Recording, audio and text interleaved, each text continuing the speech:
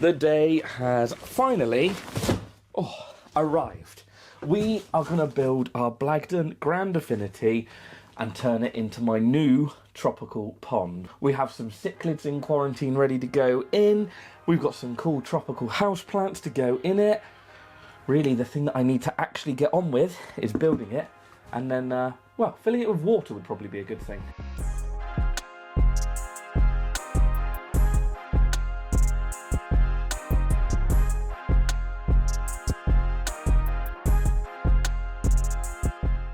Now, if you watched any of the pond builds that we done last year on the channel, you would have seen the Blagdon Affinity range. We set up a small one for my niece in her back garden for some cool little fancy goldfish.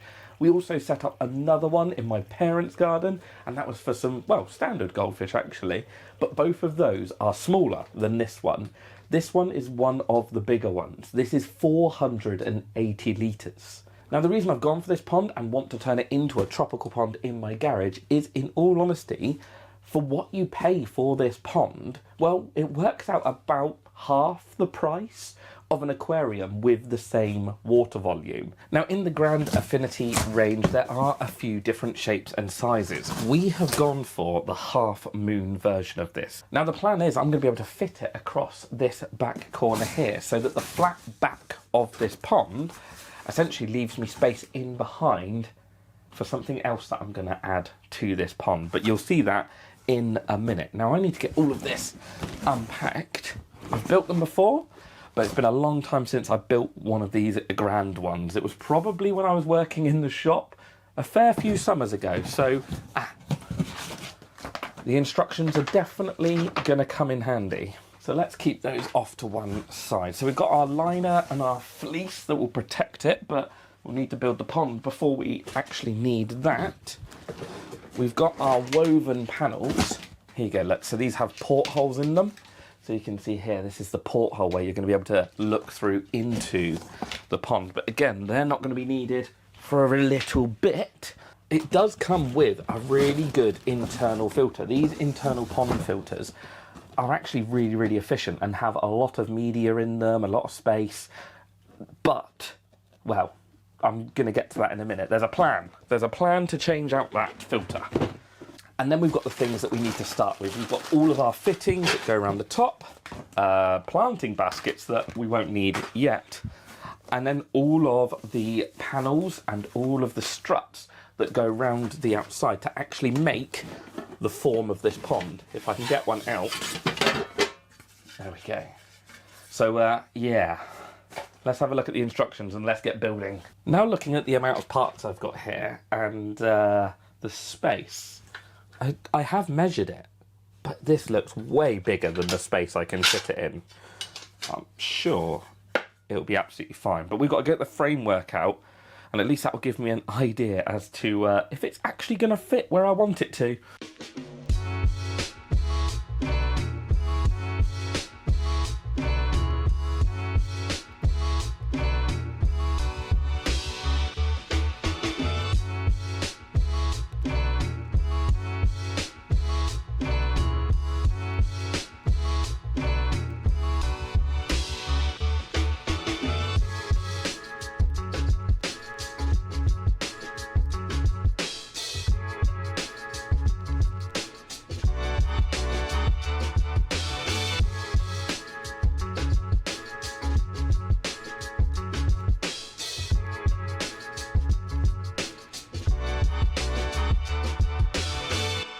This pond is so chunky. It's great. Look how big it is.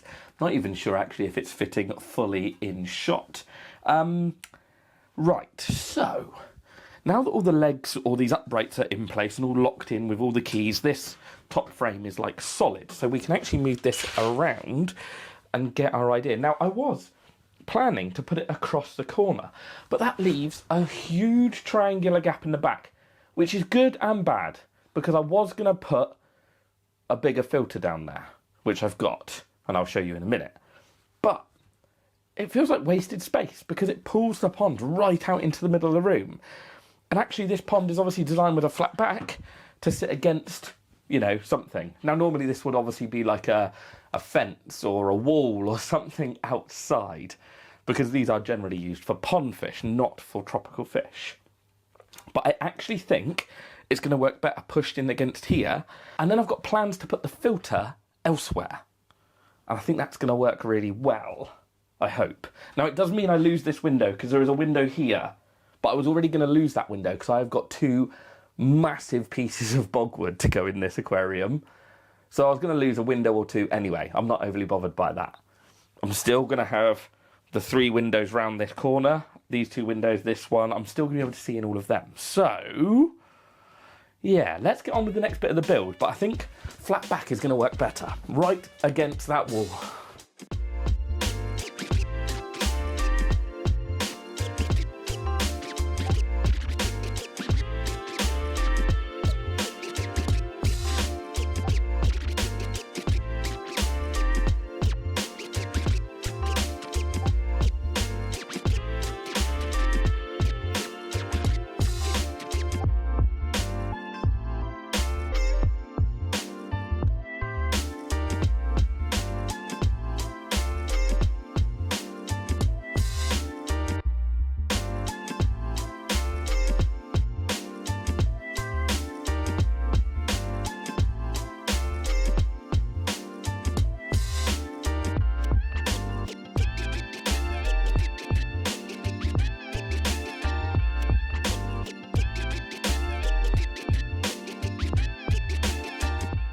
Right, all the feet are on, the tensioning wires are on, and I should be able to flip this one over.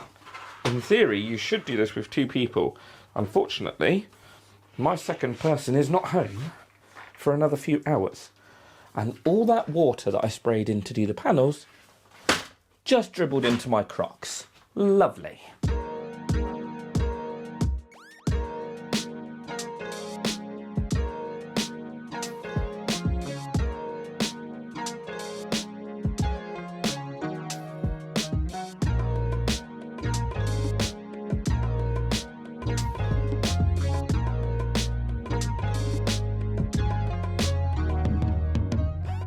So we've finished with the build on the pond. It is fully in. We are ready to go, I think. I've read all the instructions from front to back now, and I've done every step. I've got the plant baskets in, we've clipped all of the top liner in. Yeah, we are good. Now, this pond does come with an internal pond filter normally, which is, in all honesty, really, really good. I've run them for years, sold them for years in the shop. They're great bits of kit. They work really, really well. But I want this to be, well, first and foremost, I want it to be a grow-on pond. So I want to grow up some cichlids in here. And then I've got plans to add some more cichlids to it. And I don't know what those cichlids are 100% yet, but I know I want to be able to feed this pond quite a lot. I want to water change this pond quite a lot. And I want them to grow quickly. Now, with that in mind, I am going to put one of these on here, which is a clean pond machine. Now this is an external pond filter, so we will have a pump that I've got somewhere over the back of the house, hopefully. I don't know where I put that, but this will sit outside the pond. I plan to put this filter in this cupboard. Can you see the hole? Yeah, there's a hole down there that I can run the piping out along the base of the room and then over the top of the pond. So this is the filter itself. Now, it did fit earlier. I'm sure it did. Oh yeah, it does. I was literally just being stupid. That will sit in there. Piping will come up. I'll need to cut the piping a little bit longer so I can get the filter out to maintain it. But I'm hoping that that will work and mean that the filter is not on view and all we have to have in the pond is a pump. That's the plan anyway. Now I need to make sure I've put a seal ring on these hose tails because they go on the front up here. This is going to be the only thing, is these hose tails are quite long. I'm hoping that I can have the piping still in here. Oh yeah, we'll be absolutely fine. Right, I'm going to have a bit of a play with this and make sure I can get it in, and I'll show you how it all goes together. We are in. Now, the reason I didn't film that was because I knew that was going to be a nightmare, because I can't actually pull this cabinet out because it is so heavy. I might need to remove this divider here that's in the cupboard, but that's easily done. I just need to undo some screws at the bottom, but I'm hoping I don't need to. Pipes are in the back, they then come through down here, so they weave round the back of the cabinet, and then they can go behind you, or not behind you, but, well, you guys are actually in the pond currently. So yeah, then they can go in the pond, pump water out, pump water back in, hopefully, job done. So we should be able to dispose of that. Yeah, there's only instructions in there now, so we can get rid of that box. And then we can have a look at getting these two pipes cut down.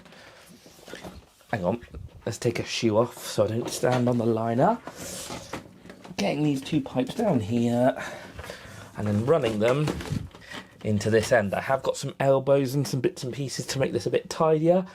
I could cut through the liner if I wanted to, but I don't want to. I want to keep this so that I can change it and adapt it and mess around with it. So I don't want to put any holes in the liner yet.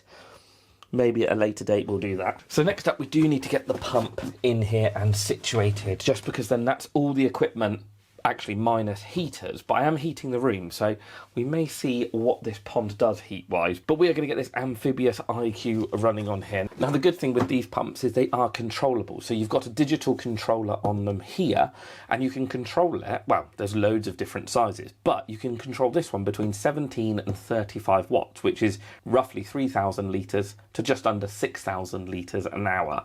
Now, with the small fish going in here, I probably will be able to happily run this on 3,000, no problems at all. Once they grow up a little bit, maybe we'll turn it up. Right, where are we at? One pump, one bag of fittings, one controller. That can sit in the planting pocket for the minute. Right, that can go on there. That can go on there. There we go. That can go on there. Now, I am going to have to probably raise this pond pump up a little bit because I want to put sand in here, because some of the cichlids I want to put in are earth eaters. So, yeah, I don't want them having to pick through gravel. I want them to be able to sift sand like they would like to in the wild. Seal rings on there, yep. So, yeah, I am going to have to raise this up. But I'll probably just 3D print maybe a little upstand just to make sure it doesn't siphon in any sand, and then I can sit it behind this big wood mass that I'm doing in this corner. Sorely tempted to turn this into a hot tub. I'll just put some heaters in. Probably not recommended to swim with aquarium heaters, is it?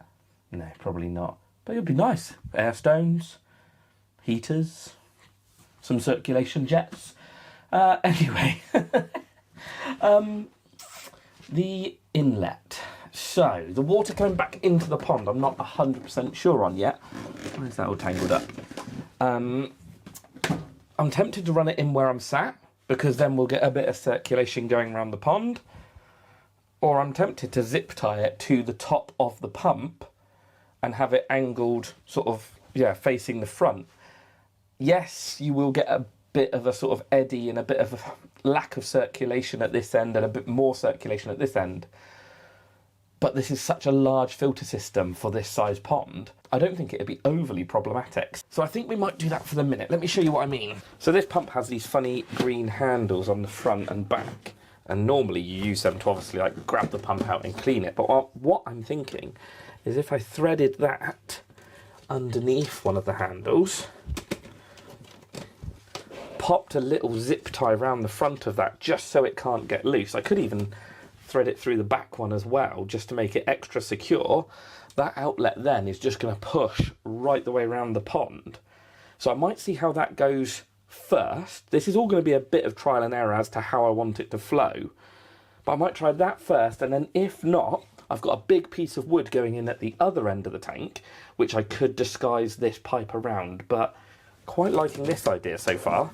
So we're at a point now where I'm waiting on a friend to come round and do the electrics for me, because being pond products and being in the UK, they don't get supplied with plugs. So the pump and the UV, if I'm going to run the UV, need wiring into something. So he's coming round in a bit to do that. The plumbing will then be sorted out once that's finished, because I sort of Really need to see how everything fits to work out what's going to be best for the plumbing. So I think it's getting late, but I think I'm going to go get the wood and just test run these 2 big bits of wood and see how it looks. 1 bit might be enough. 2 of them might be a bit too much. Now I'm thinking this is going to go back there somewhere, like so. Maybe not. Yeah, this is going to take some organising. And then this is one of the other bits I've got. This one is far heavier. But, aquascaping a pond is really... oh, hello. Aquascaping a pond is really quite interesting, actually. You wouldn't think it's much different to a pond, to an aquarium, but it actually is a little bit. If I move that one over, maybe that one into there.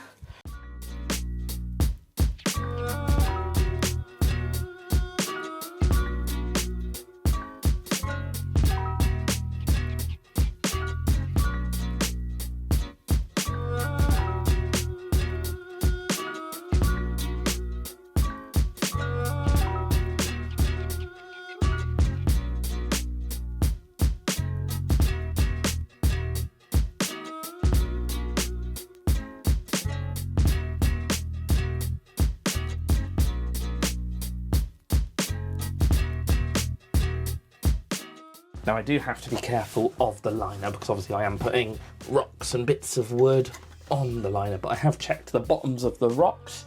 Obviously they're all smooth cobbles, and I have checked the bottom of these big bits of wood and they are all smooth, so we should be absolutely fine. Now I think that's like our, I don't know, beach. That's our sort of land mass. I think we need a few outcropping sort of rocks that these cichlids can maybe hide under and sort of create a bit of territory. Maybe if we can build a cave in here, that would be good.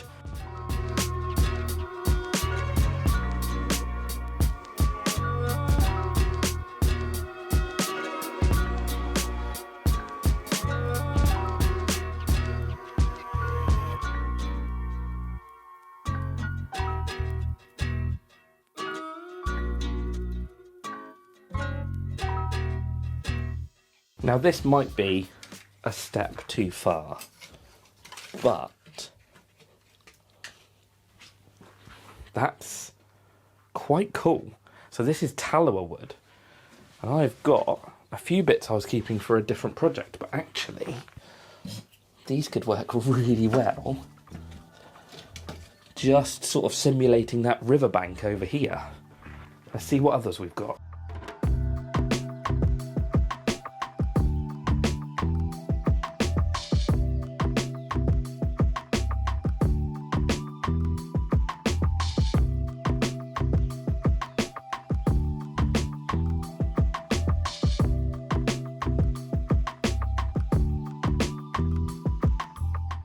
That's quite a lot of wood in one pond or tank or aquarium, whatever you want to call this, inside pond.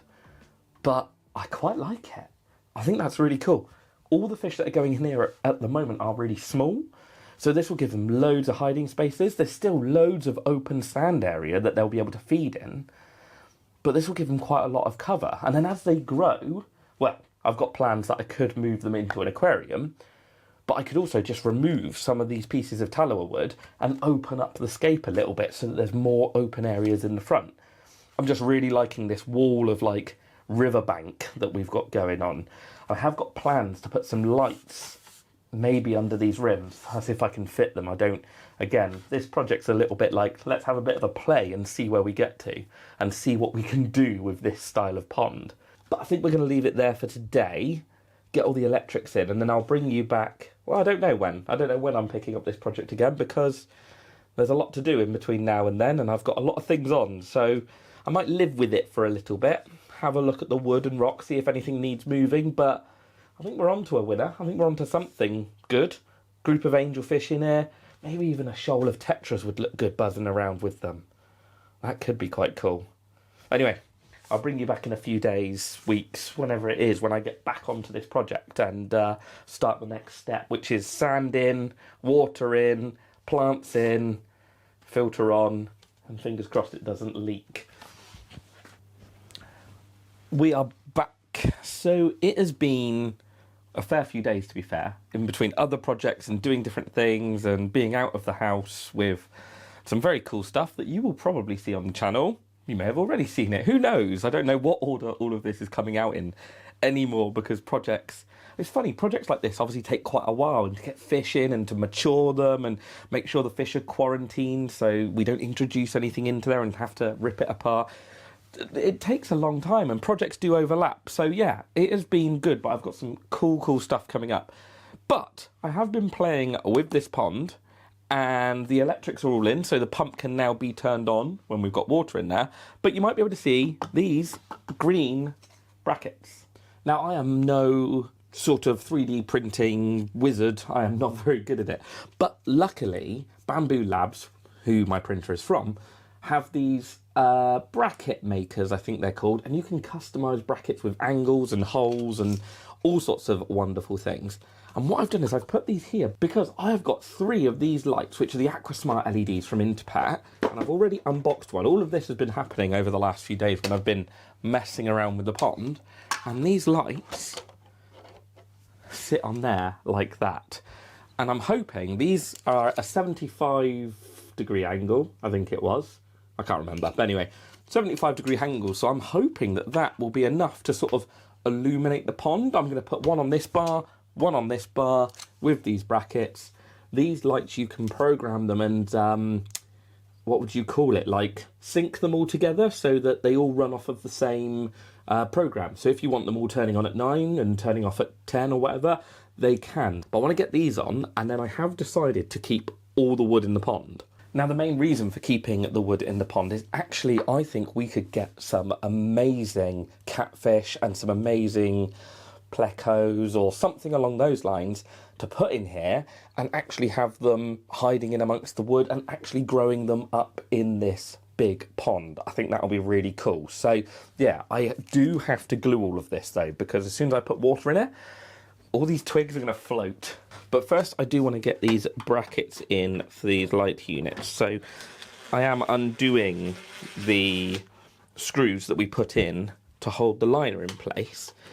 And then the brackets are going behind those to hold these light units in place. Obviously, with anything like this, if you are retrofitting and messing around with a product, always be careful because you might invalidate the warranty. Yeah, you've always got to be careful with messing around. This is just putting some plastic brackets behind the liner, so I don't think this is going to cause any problems. It's not exactly weighty. These lights are like really lightweight, so yeah, I don't think we're going to have any issues, but just a word of warning.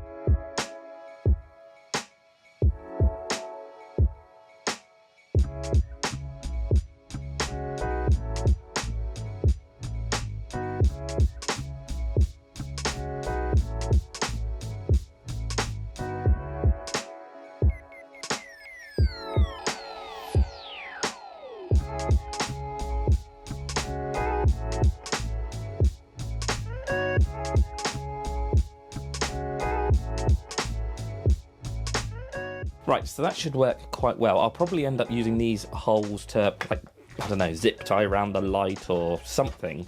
Whatever way works. But there's no point in getting the lights on yet because we've got to glue all of that wood. And that is going to take a little while. As most seasoned veteran fish keepers will know, cyanoacrylate glue is safe to use in water for fish tanks and, well, in this case, a pond. So yeah, I use all the Aquascaping glue. I'm just going to go through and hopefully get all the connection points where these wood bits are touching rocks and touching other bits of wood, and just glue the whole thing into one big mass.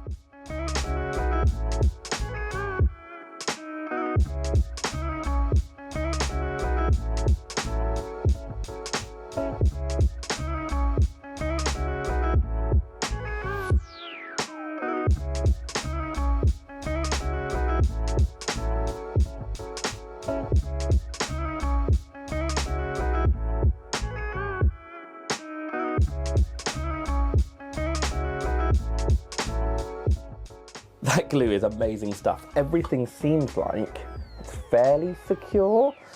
We'll soon find out when we start filling the pond up. Now, it's a bit weird because I've not done a pond like this before, and it's sort of thrown me off a little bit. I've sort of working out what I've got to do. Obviously, I've got the 2 planting pockets in the back that I'm going to go get some more plants for. We've got a few, but probably not enough. I need to tidy up the piping. I also need to peel the film off of these windows because they come with a protective film to make sure you don't, like, scratch them in transit or whatever. But I think next, I'll be honest, I think we're just going to get some sand in here. And, well, I think we're close to filling it up, aren't we? Now, as the first inhabitants in this pond are going to be geophagus or earth-eating cichlids, and a few other bits and pieces that I've got in quarantine, we've got a really nice, fine, sort of yellowy river sand that, well, I'll be totally honest, is just going to get poured in. I do still need to raise up that pump to make sure it doesn't suck in this sand, but because I've created that barrier with the wood, well, I don't think I'm actually going to put much sand back there with the pump.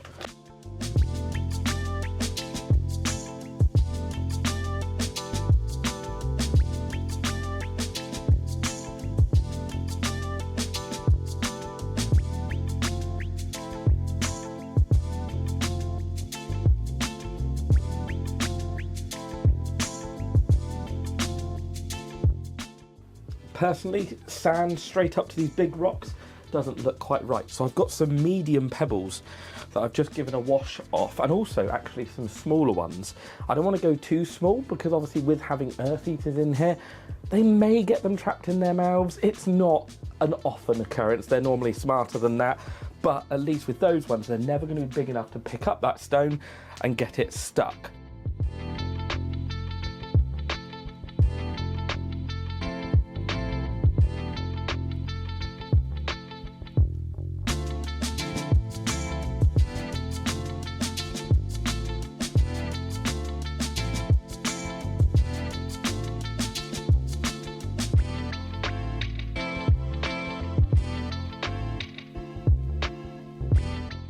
Actually, I forgot.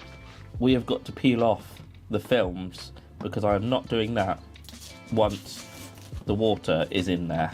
So I'll do that. Then we'll get the hose pipe out.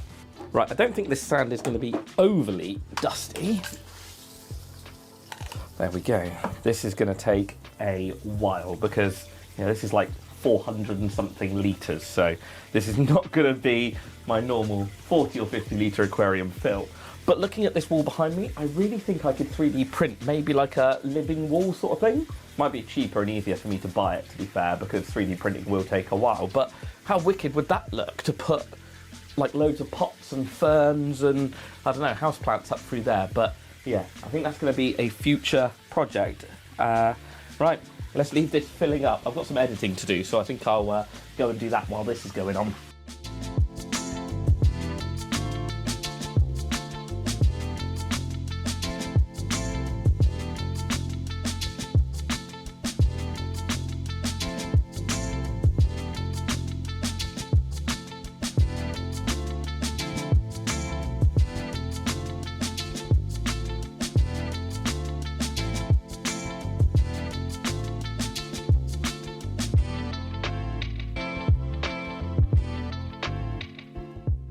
We are full, and I'm meant to be going out for dinner in like 10-15 minutes with Katie, but I really want to get the lights running. That's probably ultimately I'd like to get the lights running, but I do want to turn the filter on, and I'm not sure if that's a good idea or bad idea just before I go out. It'll be fine. I've fitted thousands of these filters. It'll be fine. Now, this Amphibious IQ pump comes with this controller here, so you can, well, actually, if I press play, it will start ramping up the wattage, and I can turn the wattage up and down here. Well, there's the air coming out. Let's see how this goes. Well, it has stopped bubbling. Well, not fully, because obviously there'll be loads of air bubbles in that filter, but it has stopped bubbling like it was, which was insane amounts of bubbles. Didn't really think about placing the outlet under the water until it started bubbling. But it's flowing really well. We've got a really good sort of swirling motion going around in here. And so far, no leaks. So my plumbing has done well. And here's the filter. And yeah, no leaks. I've Jubilee clipped everything up Obviously, in theory, as long as you Jubilee clip everything, there shouldn't really be any problems with this, but it's always a worry. Right, I'm being told, actually, even though I was going to do the lights, I'm being told that I'm getting picked up in a minute. So, unless I want to go to dinner with my fish shop mat jumper on, and, well, I don't smell like pond, actually, because this is a brand new pond. So, luckily, I don't smell of pond currently.